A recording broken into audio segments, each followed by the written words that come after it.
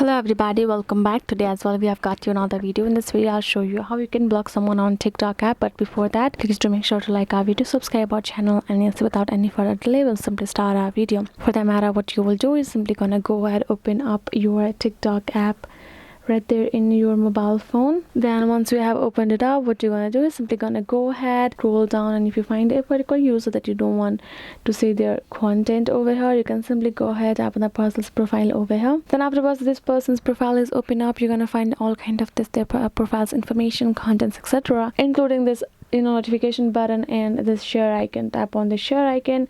Now we have an option of block. You can simply block this person, and this person's videos or contents won't show up right there in your FYP of your TikTok, right? This is it. There is a block option. And other thing, if you have been harassed as well, or you didn't like the content, if you would like to report as well along with block, you can choose to report. Then the other option, you can go to your profile, you can go to your followers or followings. If you would like to block somebody from there, you can go to your followings and you can choose a particular account from over there.